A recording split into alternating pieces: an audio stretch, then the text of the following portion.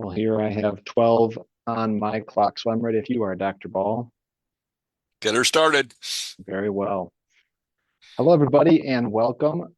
This is the South Dakota Forest Health Team. It is the middle of the month, so that makes this the South Dakota Forest Health Workshop Series. Thank you for joining us. I'm your moderator, Tony Seidel, and we're joined by your host, Dr. John Ball. Today, we'll be discussing preparing for fall and winter, timely applications here in September, moving into our cooler nights, shorter days, what we can do to help protect our trees from the winter weather, and what we can do for pests now and for the spring. So Dr. Ball will get into that, and we'll have some discussion time at the end for any of your questions. Should you have any questions that pop up during the discussion, feel free to enter those in the chat. That way we won't pass any up, and we'll make sure to touch on anything, any questions that time allows at the end. Our workshop is being recorded. This recording is going to be put on the internet for educational purposes in the future. Usually takes about a week for us to get these recordings onto our YouTube playlist. If you're interested, I'd be happy to share that link to the playlist for you to go back and look at any of our past workshops as well. So thanks for joining us, and I'll turn it over to you, Dr. Ball. All right. Well, thank you, everyone. And thank you, Tony. And Tony, just a point, your voice was breaking up a little bit there. I wasn't sure if the connection's good or not for you. But for everyone, yep, thanks for joining us. This is preparing for fall. For anyone here watching this for CEUs, and that is for credit for a certification. For example, if you're a certified arborist and want to obtain credit for this, that's at the very end. Last slide will give you the code, give you the title, and you can submit it. You can only submit if you're sitting here today watching, quote, the live. That does not work for submitting later when it's up and just watching it online. And what Tony usually mentions too is if you're a certified forester and you're looking for CUs, Tony asked for those to be put in the chat box. So make sure you put your number in there and we'll get those recorded. So Thanks, John. you bet, Tony. And for the rest of you just watching for information, we'll get her rolling here. So start out with, this has been the year for leaf diseases throughout the state, frankly. We had the perfect storm. We had a mild, wet May, no matter where I was in the state. And because of that, we had leaves that stayed wet. And by wet, just a little film on the water for hours. And that's all it took for a lot of spores to germinate. So I was getting calls from everywhere about everything from ash anthracnose to apple scab to go through the entire alphabet. And people were wondering what to do. Well, once you see the disease, it's too late. But what I do want to mention is this is a common recommendation. Rake up all the fallen leaves. Nobody's got that much time. And let me add this. If you've got the typical quarter acre lot out there or less, and you go out there and you rake up every leaf, all it takes is your neighbors not raking theirs, or somebody down the block not raking theirs, or you missing a small number of leaves, and it's as though you did nothing. So raking, I would only recommend if you want to get out there on a nice fall afternoon for a little exercise. But what will work is just your very last mowing for the year, mow a little closer than normal. And the reason for that is if you can break up those fallen leaves that you may not have raked, okay, and break them up to smaller pieces, they'll decompose before spring. What you really don't want to see is leaves like this lying on the ground next spring. And quite honestly, if you're just mowing normally, you'll probably break up everything small enough that that won't be a problem in the spring. How about fallen fruit? Yes, get all that up if you can. Not only is it attractant to rodents and others, but you also want to get rid of any pests. A lot of them will overwinter in the fallen fruit, or it makes it easy for to go from the fallen fruit to the soil, which is far more common, of course. But if they come hit the full fruit hits the ground and lies there for a while and then they move into the soil, you're now going to have the insect next year. Now, once again, if you're in a quarter acre lot and you're doing all this and your neighbors are not, it really doesn't provide a great deal of control. But just a good sanitation measure is any of that fallen fruit. And I've seen some crab apples where the ground beneath them is a layer of fruit. And they're crab apples that produce large enough fruit, about the inch size, that you bet you can find apple maggots in them, that you want to clean all that up. So a couple things you want to do is don't worry about raking up all your leaves per se, unless they're just covering your lawn. Just make sure you mow it really tight in your last cutting in the fall, and that'll break them down. So you won't be able to spread, they won't be able to spread the disease next spring. But for fallen fruit, yeah, pick it up as it happens. And I mean, pick it up as it happens, because all it takes is the fruit lying there for a week and they may have already moved from the fruit into the soil. So at this time of year, just almost on a daily or every other day basis, pick up any fallen fruit from your trees. Well, we're already starting to see a little fall color, and that's not a good thing. A lot of the state, particularly if you're watching this from West River, is dry, bone dry. My rain gauge is the wall drug sign at exit 132 on I-90. And I always figure how wet the year's been so far based on how high the water is. Some years the water's actually covering the post for the sign. We've had a few years where it's actually covering the base of the sign. Some years the water isn't even up to the sign. This year there's no water, period. It's not like, well, the ponds receded a little bit. When I drove by it last weekend, there was no water. This has been a very dry fall for the West. So we're seeing some fall color occurring out there. It's a little early because everything's shutting down. We're seeing some reds even in the southeast part of the state, because once again, the southeast part of the state is under a drought. They just cannot break that trend. Every year about this time, they're under drought conditions. So leaves are turning color and leaves are falling. So what do you do with all those fallen leaves? I thought I'd toss this out there. If you want, copy that down, that web page there, www.omcalculator.com /others/tree-leaves. Okay. It's a calculator, and it's real simple to use. Get a plate, go out, pick a plate from the house, those styrofoam plates, take the leaves from the tree and put them so that they're not overlapping. Try to fill that whole plate by setting leaves in there so they're not overlapping one another.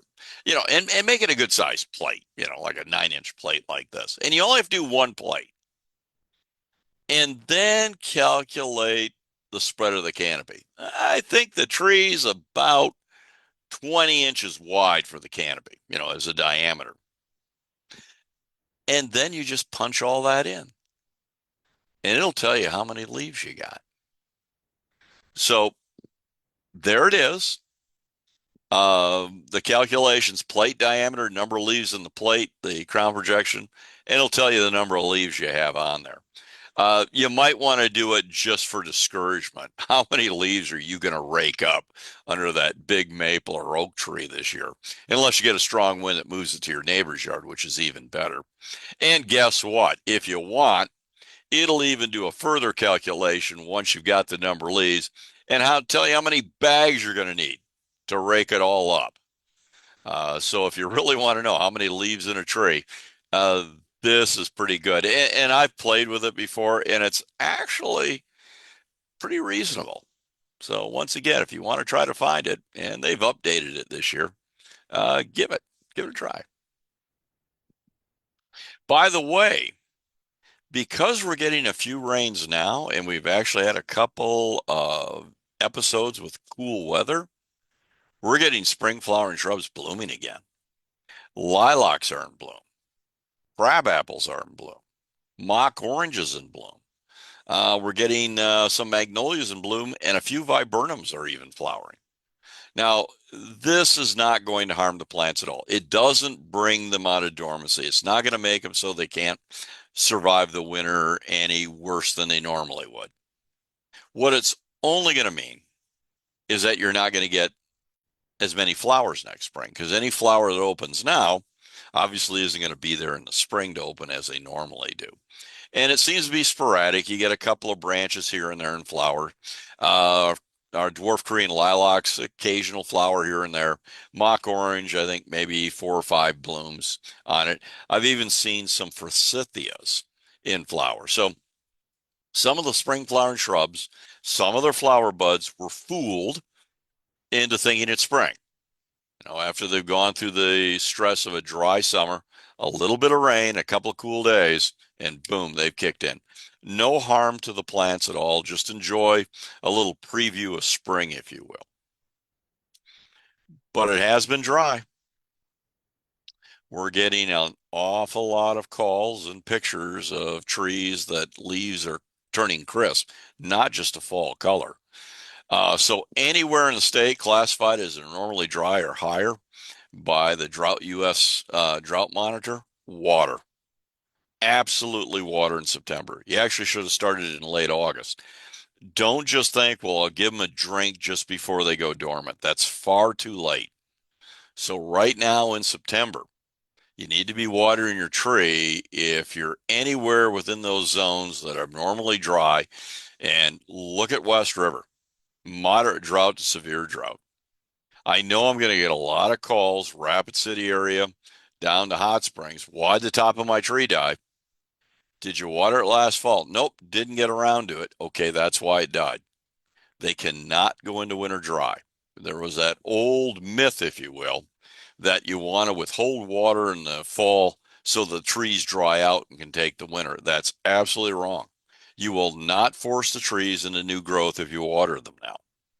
What you'll do is provide them with the conditions that they can survive the winter.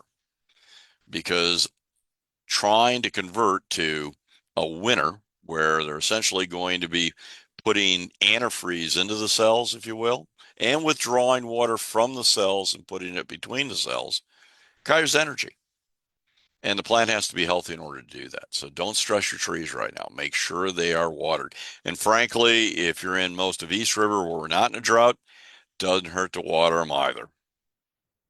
I've seen a lot of watering. This is one in a shelter belt where they're getting lots of great water. And he's been doing this for years now, and his plants look fantastic. But if you have to, get a hose out there. The last 2 years, this is a very common call in the spring because we've had dry falls for 2 years now.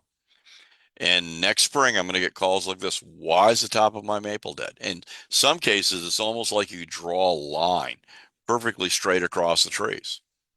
And it won't be every tree, but typically it'll be a maple or a birch. They're the most affected. I'm not worried about oaks. I'm not worried about hackberries. I'm not worried about a number of other trees, but maples and birch in particular seem to be very sensitive to desiccation injury. In other words, during the winter, they will dry out further. You get a little wind on them and they'll dry. And that tissue will actually die. And it seems to be the top. Take a look at this birch. Same thing. Top of the birch was dead. Not due to bronze birch borer, the beetle that can attack it, but just desiccation. So water, water, water, water, water. It's something I mention every year. And by the way, this applies your evergreens unless you want to deal with winter burn on them. Seen this a lot this last year too. A lot of winter desiccation injury on arborvitaes. Look at these. They cannot go into winter dry.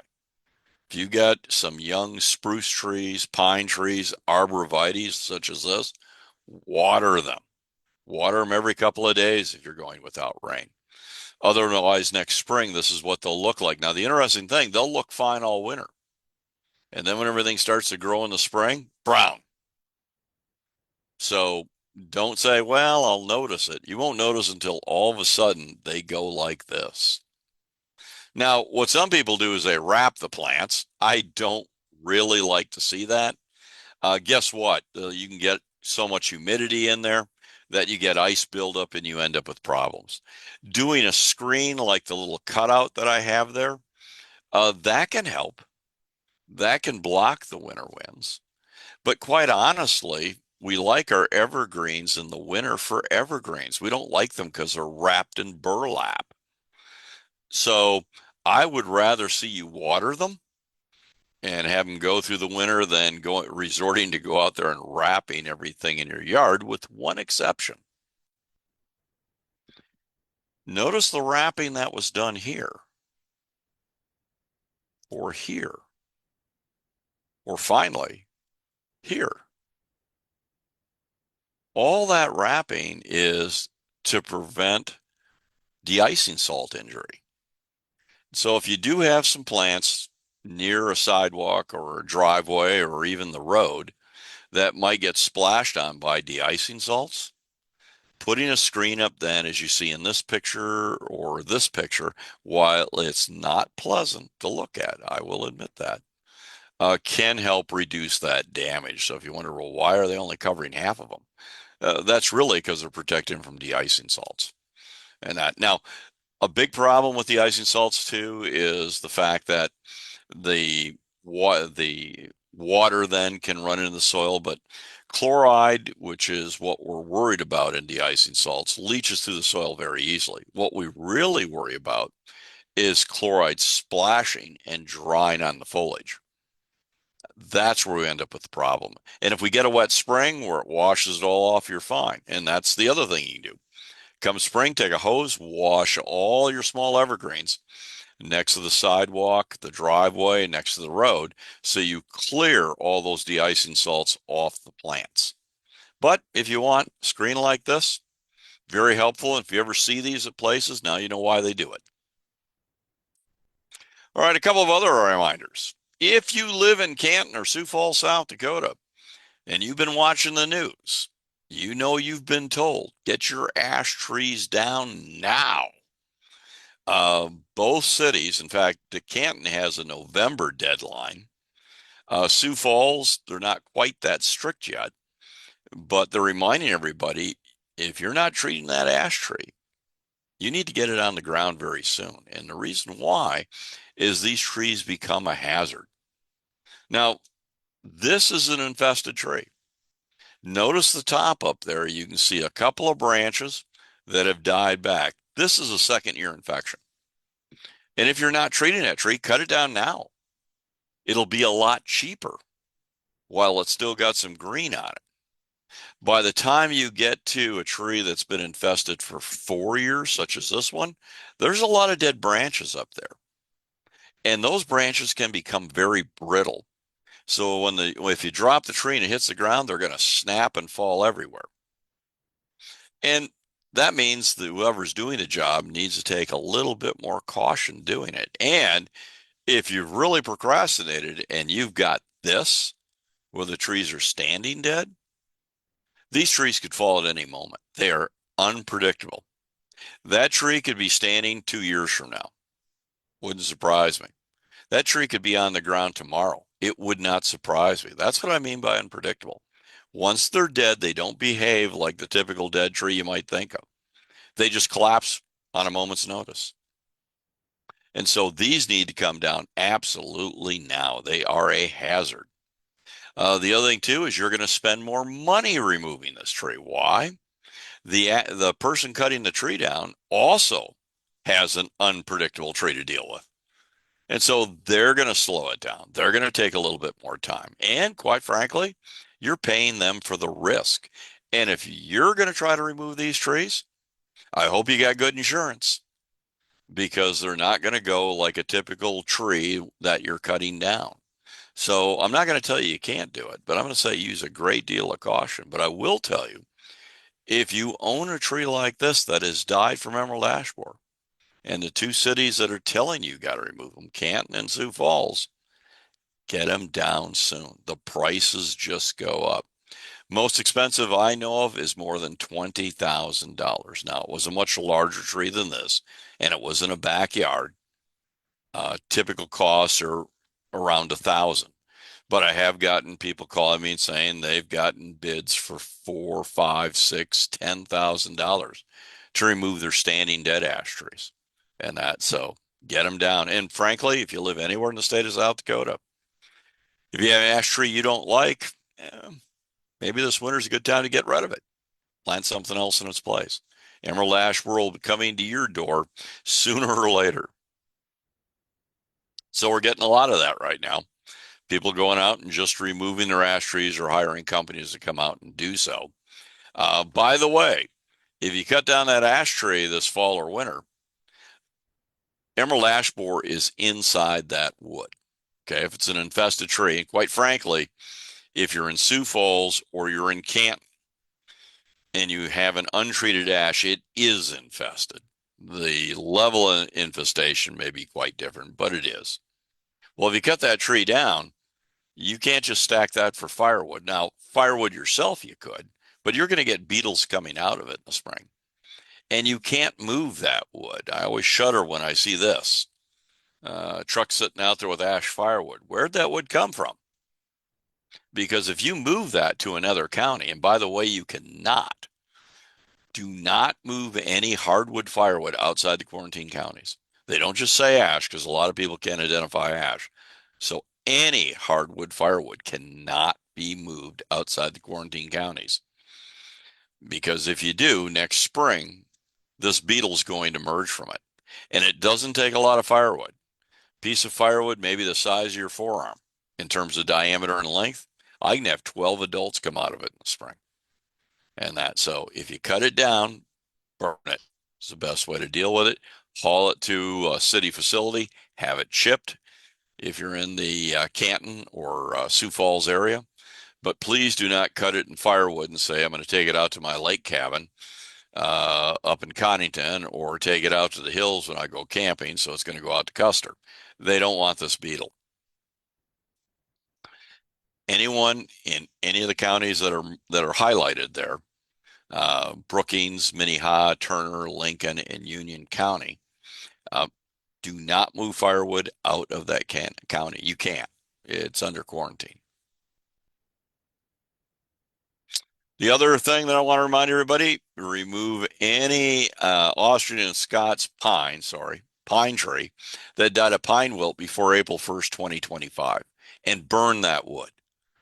Why? The Sawyer beetles that will carry the nematode, the small microscopic roundworm that spreads pine wilt disease, they're going to fly out next April to a new host. So right now we're getting lots of pictures like this. It's on my own campus. There's 2 Austrian pines. The Austrian pine in the foreground looks pretty nice. The Austrian pine in the background doesn't. This fall, we're seeing lots and lots of Austrian and Scots pines. Needles are discoloring and then hanging, hence the name pine wilt. Those trees are dead. They're zombie trees. And you absolutely want to cut them down and burn that before April 1st, because if you don't get them done by then, what's going to happen is that Sawyer beetle is going to come out and carry the nematodes. So winter's a good time to get out there and cut those trees down. By the way, when you cut them down this winter, you will find them blue stained. That's very common. The wood will be incredibly light and bone dry because this little nematode stops them from producing sap or pitch and also dries out the wood. They're larvae right now, the Sawyer beetles, but they will become adults. What's interesting is before that Sawyer beetle adult emerges, it produces a chemical that literally calls in the nematodes. Think of it as standing in an airport and they're calling your flight. Everybody runs over the gate, gets on the plane, and goes. That's kind of like Sawyer beetles. You know, everybody at gate 9 in the Austrian pine, your flight's taken off in 15 minutes. And they'll all jump on and in. Apparently, they can carry up to 12,000. I pity the poor graduate student who had to actually count them for that paper. But they'll carry a lot of them. And all the adult has to do is fly to another nearby healthy pine tree, and now it becomes infected. But let's look at some positives. Fall's a real good time to plant. It's an excellent time for evergreens. I often get asked, when should I plant this tree? About Labor Day, and even into September is fine. But plant while we have at least 4 weeks with soil temperatures above 45. That's the window you want. Now's great. Next week will be fantastic. It'll be a little cooler. Soils are warm. We get a lot of recovery yet in the fall, particularly if you're watering. But we need to have 4 weeks of soil temperatures above 45 degrees. If the soil temperatures are too cool, we do not get root growth before winter sets in, and they have to have the roots grow so they can absorb water before fall hits. I took this a screenshot. This is from October 24th, 2023. And look at all these soil temperatures at 4 inches below bare soil. 52, 53, 54s. Perfect. There's a week later. 32, 33, 37. Now, it did bounce up a little in November. But my point is, Halloween is your deadline. By your deadline, that's when you expect soil temperatures to be below 45 degrees. So you kind of back that up a bit and take a look. Well, we're 6 weeks from that now. Yeah, go ahead. Get out there and do your planting. You've got some conifers you want to plant. Went out to the garden center and bought some deciduous plants. Get them in the ground now. I think we're going to have almost ideal conditions next week. And next week, we're still 5 weeks out. I'm fine with that. But getting into October, 4 weeks out, we're kind of pushing it. 3 weeks out, you're pushing a little bit more. Expect to see some desiccation injury if you're planting something like a maple or birch or a conifer. 2 weeks out, even expect more damage. 1 week out, a little bit more. Less than that, you're chiseling the ground to plant. Expect to see a lot of injury on almost any plant. That doesn't mean every plant, but on almost any.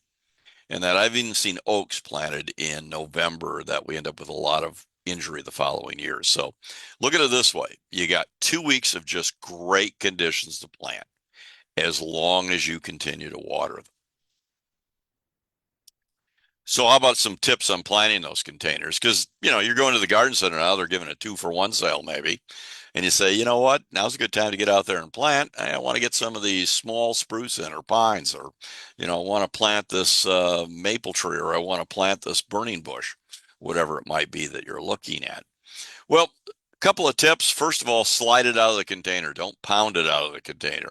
You're not trying to damage the plant further. So tap the side of the pot and slide it out. So you got that soil ball sitting next to you. Next, why you've got sitting out like that, by the way, this is a container growing cottonwood, so you can kind of get an idea of that root system there. First thing you want to do is pull all the soil away at the top of the pot. And I usually do that with my hand, just your glove hands. Pull it away until you're down to the first root. And you might say, what's the first major root? Maybe something the size of your pinky, like that, or even pen size. Not a thread, but, some size to it. And that's going to be the top of where you plant. You want that just below the soil surface. Now, I've seen it in some containers that it's this far down. Okay, so it might be inches down. So pull the soil away until you find it. Cover that just slightly. That's the soil line. And then remove circling roots. Those that go about a third the way around the container or more. You can see this cottonwood. It had been in the container a little too long, probably more than a year. They grow very quickly, of course. And if you don't remove that root, that's going to become a stem girdling root in time. So you need to remove those. You can't just bend them out anymore. They're not flexible enough. And something like that, you're going to go in there with a hand pruner and cut it. But try to remove any large root like that that's going around the container, because circling roots become girdling roots. They literally can come up, be next to the trunk of the tree, and actually choke out the trunk. They will not graft together. So here's that soil removed. You can see how dark it was before. It had to go down maybe an inch or two. That's fine. It wasn't too high. And then once you've got that pulled away at the top, set the plant into its planting hole and take the backside of a spade and go all the way around it like this, removing those outer roots that are circling. Now, on that large cottonwood root, yeah, you had to go in there with a hand pruner. You weren't going to be able to cut it like this. But nevertheless, remove all those. Okay, so you've kind of shaved the whole thing around. And now what you'll find is there's smaller roots and they're going out towards the end. They're not being wrapped around. And now you can plant it. Now remember, you've already set the soil line. That's the height of the line in the potted soil. Make sure that's set a little higher than grade. Water should always slope away from the trunk, never to it. And dig the hole about 3 times the diameter of the soil bowl. Okay, 2 or 3, you can go a little bit more if you want. And I know it sounds crazy, but what you're putting back in that hole is what you dug out of the hole. Don't mix in any other soil. You know, if I had you come to the garden center where I was working in 72, I'd have sold you a bag of peat moss, a bag of composted cow manure, and a bag of topsoil. And I'd said, throw everything out that you pull out of that planting hole and put this in. It'll give it a good start. Well, I was wrong. Okay, we all were wrong. And that interferes with water movement and does not benefit the tree at all. You don't want to change the soil. So take the same soil you pulled out, put it back in.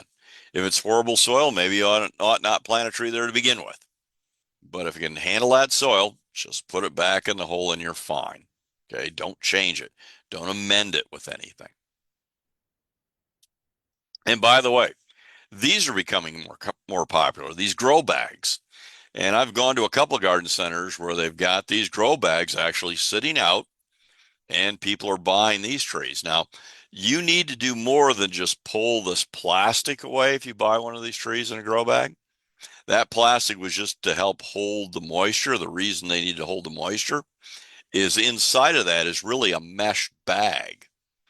And the meshing helps keep the roots from pushing out. It's a great way to grow a tree. It's a bad way to plant a tree. If you leave that mesh on when you plant it, the roots are never going to come out and the tree's going to die. It's done its job. When you buy one of these in a grow bag, set it in the hole. Once you remove the base, pull the plastic liner off, cut away one side of the mesh and pull the rest of the mesh off. Remembering before it goes in the hole, you cut away the mesh at not the solid material at the bottom. Don't leave that on there. Okay, but otherwise, great way to plant. Well, what else might you want to consider thinking about? Well, coming up soon, what we're going to see is what's known as Southwest disease. Get calls every year on maple trees. My maple tree has a split in it. What should I do? Well, what side's the split? Oh, southwest. Maples, honey locust can be affected by this as well. We will get splitting on young trees. Their bark is very tender, doesn't have a lot of cork to it yet. And we'll get these cankers that are developing on the southwest side of the tree. The reason for that is once winter hits and we're starting to get cold weather, temperatures below freezing consistently, that sun, which is going to warm that southwest side of the tree, okay, so it's kind of expands there. When that sun set, what happens? Everything contracts and you get a crack. So if you don't have the sun reaching the southwest side of the tree, you don't see this problem. But if you got it where you can look at the sun on the southwest side of that tree in the wintertime as that sun's setting, that young tree needs to be protected. Otherwise, you're going to end up with this. So, drain tile or a tree guard. You can use either one placed around the lower trunk, about the first 4 or 5 feet, you know, below the lowest branch, obviously, and you want it tight with the ground. If it's up a little bit, what you're going to find is you just provided a great habitat for rodents. and you don't want rodents. And by the way, this is a great way to protect the tree from bunnies during the winter as well. But you want a tube large enough that there's an air gap between the side of the tube and the trunk of the tree.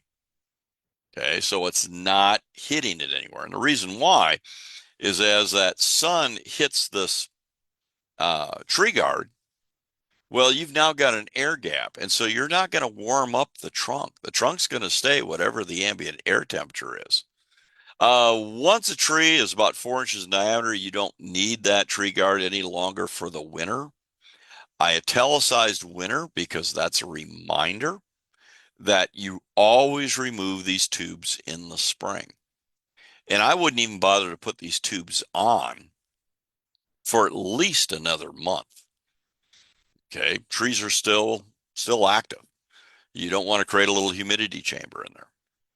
But mid-October, Halloween, somewhere right around there, put the tubes on your young trees, less than 4 inches in diameter, and you really only need it on maples and honey locusts. It'll protect them from sunskull disease, southwest disease, and it'll also protect them from bunnies. Bunnies love them both. Well, deer love trees too. And we've mentioned tree tubes on a number of these episodes, so I'm not going to go into the great amount of detail on them, but I love these tubes here. Look at this. This is a 4-foot tube. Never use 4-foot tree tubes in your windbreaks. All you're doing is kind of making a snow cone for the deer. They can just stand there and munch the tops off. Believe it or not, this is a hackberry that hasn't gotten any bigger in 8 years. Guys, it never gets any bigger. Well, you can see where it's been browsed every year. Minimum of 5-foot tall tubes if you want to reduce the chance of getting deer damage on them. And by the way, I'm a big fan of tubes. They really benefit trees, really increase survival. But a question I get right now is, well, I've got branches in there. What should I do? Right now, I wouldn't do anything.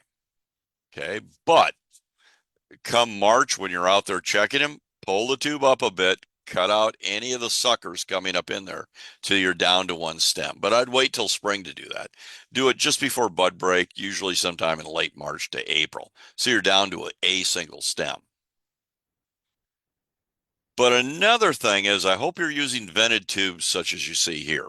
Now, by the way, I'm not a big fan of T-posts being used to support them. Both Nathan Kafer and I spoke on this subject during last month's episode on windbreak management as part of the Forest Health series. Why? Because that's perfect for deer to rub against. It's nice and sturdy. But the vents in there, and you want the vents as you're getting to the top, you'll notice it's more vented because you want airflow going through there. If you don't get airflow going through these, one of the problems is in the fall, they don't harden off in time. And I remember 30 years ago when tubes came out, seeing winter kill on cottonwoods. You would normally expect that. Reason why? It was staying warm in there a little bit longer. Trees weren't shedding down, but then we get the cold temperatures, boom, and we get winter kill. So vented tubes help reduce that problem. But if it's an unvented tree tube, what you want to do now, and I hope you don't have a long shelter belt of young trees, is you want to raise it off the ground just a bit. Why? You want to get that air flowing through it, that air going through there. You'll see that on a lot of windbreak fact sheets for managing trees and tree tubes. I want to get that air flowing through there. Why? I want that tree to shut down when it should. And then you got to remember, once it's done that for a few weeks, set it back down firm to the ground, but not pushed into the ground. In other words, don't bury it. But if you're using unvetted tubes and they're young trees still and maybe just peeking a little bit above it, you've got to pull the tube up, put a little piece of wood there, a rock, whatever you got, and let that air circulate in there for a couple of weeks. And that'll help the tree shut down. Then push it down to the ground and you're done. Vented tubes help spare you from this task. All right, what not to do. Major pruning on trees. okay, and pruning spring flowering shrubs. Major pruning. What's major pruning? Making a lot of cuts or making big cuts. Should be delayed to late March. Okay, fall is not a bad time for a lot of light pruning, but it's not a good time to do a lot of major pruning on your ornamental trees. Reason why is pruning in the fall reduces winter hardiness until late winter. Isn't that, to me, that's amazing in these studies that it makes the tree tender throughout the entire winter to abnormally low temperatures. Now, if you've got a tree that's incredibly hardy, bur oak, for example, you're going to be okay. But if you got trees that are marginally hardy, a good example, we're growing some Korean maples. I wouldn't think of pruning them in the fall. Reason being is what that's going to do is it's going to reduce winter hardiness, and they're already marginal.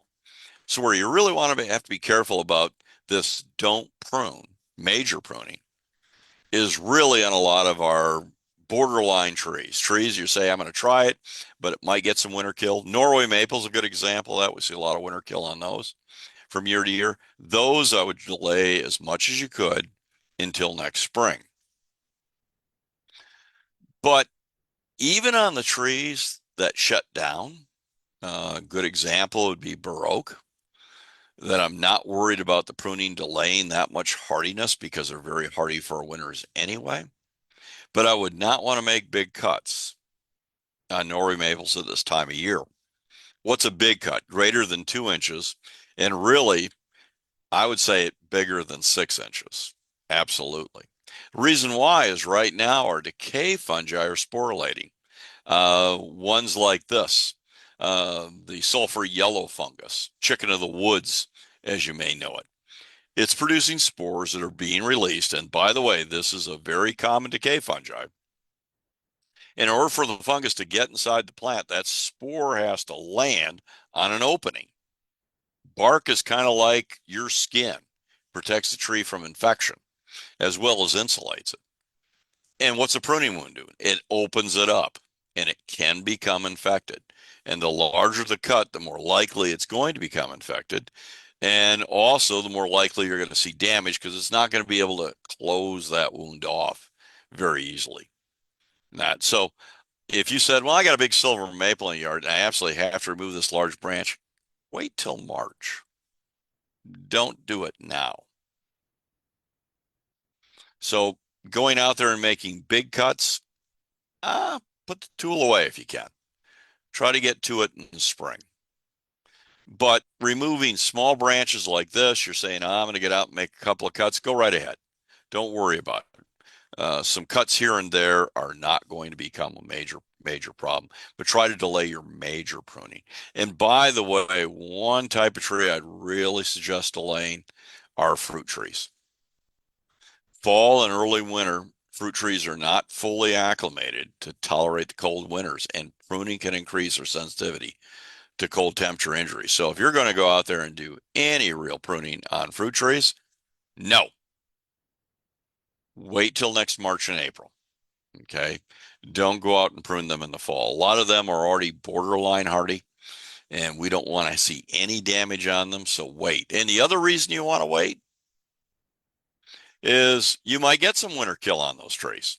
Like I say, they're borderline.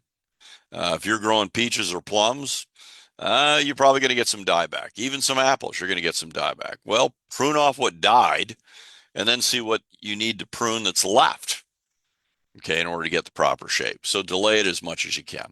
All right. This would be no, don't do it in the fall. Don't do it in the winter. Wait till March. And then finally, I do have to mention that applies to your spring flowering shrubs as well. Everything that's going to bloom in the spring has already set its flower buds. And as I mentioned earlier on this episode, some of them are having their flower buds already open. Not all of them, but just a couple here and there. If you go out now and cut your spring flowering shrub down to about 2 inches, which is the way we typically like to see shrubs pruned, down to 2 inches tall, and let the new canes come up, the plant will come back beautiful next spring. It just won't flower next spring. So if you've got spring flowering shrubs, such as forsythias everything up to about lilac.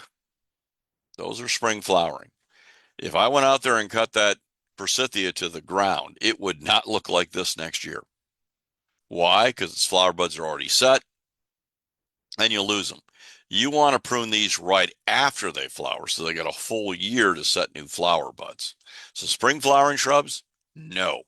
No pruning this fall, winter, or spring until after they flower. Summer flowering shrubs, yes, you can do this fall. Not quite yet. You want them to go dormant, but you can prune them during the dormant season.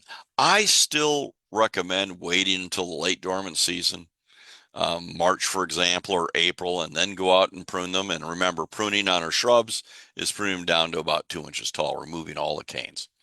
And that reason why is, let's say we get an open winter and it's dry, you could desiccate all those stubs and actually find that they've died back. So really March, early April is an ideal time to go out there and prune your summer flowering shrubs. So quite honestly, if you say I can't get to it, you do it this fall, you probably can do it. And they still will flower next spring. But for our spring flowering shrubs, you don't dare do it until right after bloom. Well, thanks for listening on this. For all of you, and we'll go to questions here in a moment if there are any, but for everyone watching this for their ISA, International Society of Arboriculture, Certified Arborists credits, their CEUs, Continuing Education. The title of this is Preparing for Fall. And as I remind you on each episode, when you're submitting your paperwork, you have to write the title correctly. The title we use to submit for credits is the title you have to use. If you change that at all, they may not accept it. And the ISA CEU code, which is only needed by folks that are certified. If you're not, don't worry about it, is DS-24-019. And as I mentioned earlier, that you can only get credit for this live viewing. You cannot receive credit if you're watching this several months from now off your internet. All right. But with that, I'll turn it back to Tony for any other remarks he might want to make and then see if we have any questions. Thanks, Dr. Paul. I have a few questions in the chat box, and we'll get started with those here. The first one relates to the apple trees we were talking about earlier. Does deer browsing or any sort of wildlife chewing on or eating those apples take care of any disposal at any rate that would be helpful to cleaning up I believe it was apple scab? Yeah, if it's leaves and they're munching on the leaves, that's fine. But the fruit, no. If you say, well, I'll leave the fallen fruit, the deer will eat them, other wildlife will eat them. Remember, the biggest concern with the apples is the apple falls, hit the ground, the worm is in the apple, but the worm is going to overwinter in the soil generally. And so while it's lying there on the ground, you now have an opportunity for that insect to move into the soil. So if you got deer that are well trained, when that apple hits the ground, they're going to eat it, fine. But if it's just going to lie on the ground and you're waiting for the deer to get to it in a week or two or so, no. Really there, I would rake them up and dispose of them. Or heck, put them in a pan if you want the deer to eat them. At least that way, anything that comes out of the apple is going to hit the pan, not go into the soil. Good question. I'm going to combine these next two questions as they're both about watering. Okay. So Kat asks specifically about aspen trees, how much water, and then Angie's asking how frequently should we be watering our trees in the fall, and when in the year do we stop? Okay. I'll start with the second one first. And that is how often. If you're talking about established plants that have been in the ground for more than a year or two, all the way up to larger plants, really once a week, twice a week is fine. They're not newly planted trees. If it's a newly planted tree, you're going to water it more frequently, several times a week, because it doesn't have an established root system. And most of most of the need for watering are young trees, the trees that are under, let's say, 20 feet tall. But if you can set the hose underneath them and let it run for an hour or so, or a little sprinkler so it's going back and forth for an hour or so, twice a week, that'd be great. And then the same thing applies to when to stop, probably the end of October. Why? The soil temperatures have dropped to the point we're not getting any more root growth. The roots are beginning to shut down too, so you don't need any more water. And of course, it's really based on the air temperature. If we start getting a week or so where the temperatures stay in the 30s, you're really not going to need to water because there's not going to be a lot of uptake. But as long as the tree has leaves, and as long as it's still warm, by that 60s, 70s, we're seeing 80s, even a 90. Get out there and water a couple times a week. And for most of your trees, less than about 20 feet taller, though, just twice a week soaking for an hour should be enough. And if you've got a home irrigation system for your lawn, you're probably taking care of the watering needs for the trees at the same time. For aspen, how much water? And that's a good tree to mention because they do need a little bit more water than people realize. Same thing, if you got aspens 20 feet tall or so, get a hose underneath them twice a week if you can. If you can't, once a week. I'll take it. I'll take anything. But you really want it watering for about an hour over that root system. And the most critical part of the root system is within 10 feet of the base of the tree. Farther out you water, the better. Roots go out about as far as a tree is tall, but it's that root plate where you really need to make sure you get that extra moisture. And obviously, if we get an inch of rain a week, you don't need to water at all. But for a lot of you West River, I don't think that's in the cards. Let's focus on a new topic here, planting. Alex is curious if you're planting a tree in poor soil, something like clay soil, is there a mix that would be acceptable to replace some of the poor soil, a 50-50, anything like that? No, I'm sorry. All the studies have shown that you do not want to mix at all, but I will give you one exception. If you got exceptionally poor soils, you can add compost. Okay, that's the only thing. You can add compost. Um, Usually by volume, no more than about 20%. But if you say, John, this is incredibly poor soil. Okay, take it out, 20% by volume. You can replace that with compost and then mix that all in before you're adding it to the hole. But that would be the only exception. Do not add any mineral soil with different particle sizes. Don't put sand and mix that in, for example, or even loam. If you got poor soil, it is what it is, or leaf compost, and that's it.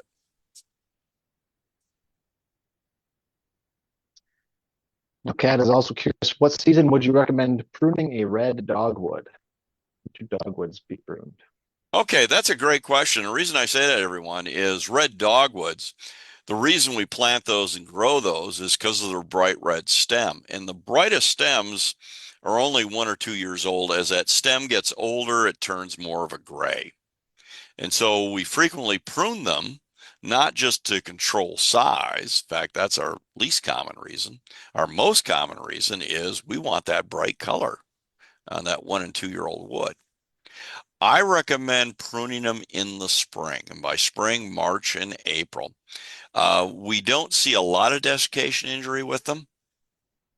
So I won't say you can't go out in November, particularly if we're going to get snow. But if you got those nice red stems on it now, well, it's kind of nice to look at it the winter. And so my suggestion is to get out there in the spring and do it. But it's a fairly tough plant, and with little snow cover, yeah, you could do it anytime after November 1st. Jody asks, do you suggest spraying in winter for cedar rust scab on ornamental trees, specifically Cleveland pears? No, Our winters are pretty darn cold. We don't have really any activity. I know you get some other states that'll recommend some of these applications made during the dormant season.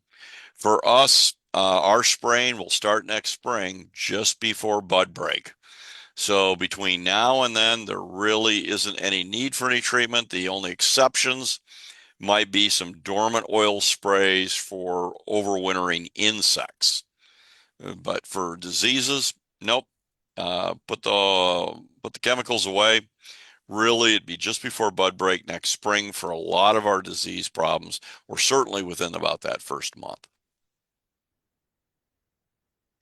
Looks like we're on our last question here, Dr. Ball. Okay. Jean is curious if her crab apples are defoliating early this year. Does that mean they should be watered or perhaps watered even more than normal? Fantastic. I'm glad someone asked that question. And remember, if they're dropping their leaves now because they're dry or have so much apple scab in the case of apples that they're dropping them, you still have a lot of tender tissue. It's still transpiring out of its shoots, out of its buds. So yes, please water, though no more than you normally would because it doesn't have a lot of that transpiring surface. So it doesn't need quite as much water. Maybe the hose running under it once a week rather than twice a week if you want a scale. But yes, please, your trees that are defoliated or partially defoliated, fact that they're missing many or some of their leaves doesn't mean they don't need to be watered. So thank you for mentioning that one. It was a good reminder for everybody. And a question like that is a good one to end on. So thank you everybody for your participation, for joining us. We had almost 100 people on the call today. It's great to be able to spread this information as we move into fall. So Dr. Ball, thank you for your time. Everybody else, stay tuned for our next workshop. We'll have a flyer out in the coming weeks. Thanks, everybody. Thanks for joining us.